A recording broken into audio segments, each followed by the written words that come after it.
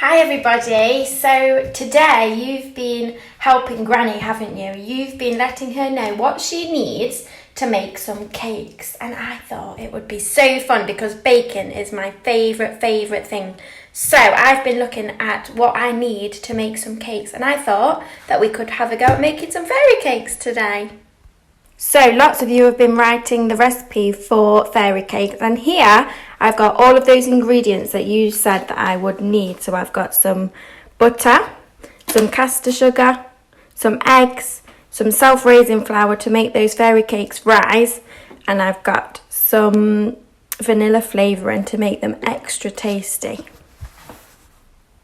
The all-important weighing scales. So I need to weigh out 100 grams of caster sugar and 100 grams of butter. Now it's really hard to do that and record at the same time, so I'm going to show you afterwards, okay? But I'm going to weigh it to 100. So here we've got 80, here we've got 120. So 100 will be just in between. Off I go. So I've got 100 grams of caster sugar. In it goes. 100 grams of butter. In it goes. The next job is to mix these together, so the sugar and the butter, and it's called the creaming method because by the time you finish it's going to look like ice cream. Off I go. Keep mixing. There we go. Now it looks like vanilla ice cream, don't you think? Right, next step. Next we need our eggs. Make sure you get some help when you're cracking these. I'm just going to add one egg at a time. That's one egg mixed in. In goes number 2.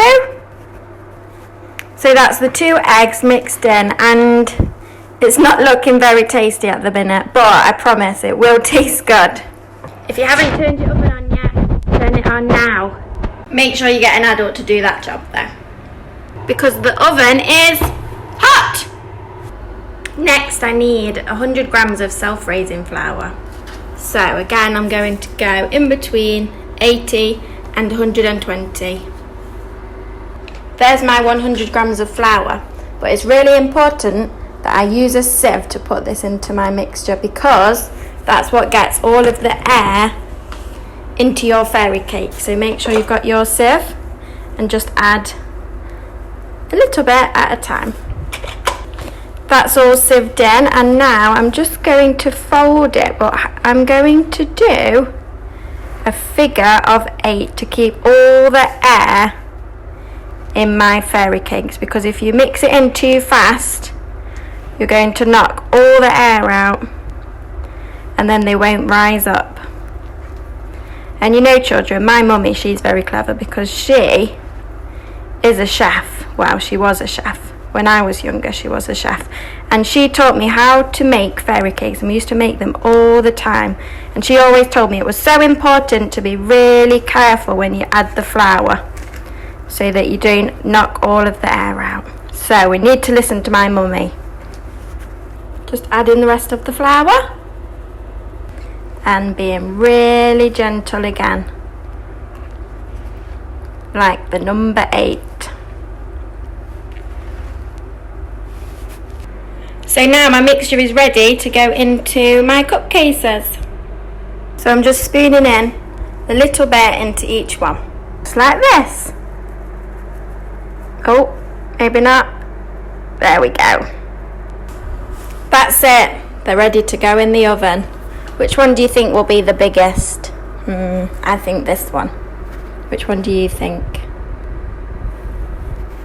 In they go. I'm just going to set a timer for about 12 minutes and we'll see how they're getting on. Did you enjoy that? I certainly have, as you can tell by my face. I've taken them out of the oven and don't they look yummy? Which one do you think is the biggest? Oh, I think it could be one of these 3. What do you reckon? They look so tasty, and I've had a go at making some chocolate icing as well. But you could make any sort of icing that you wanted, or you could just leave them plain because they'll be so tasty like that too. Yum, yum. They taste good. Hope you enjoyed today's bacon lesson. See you soon.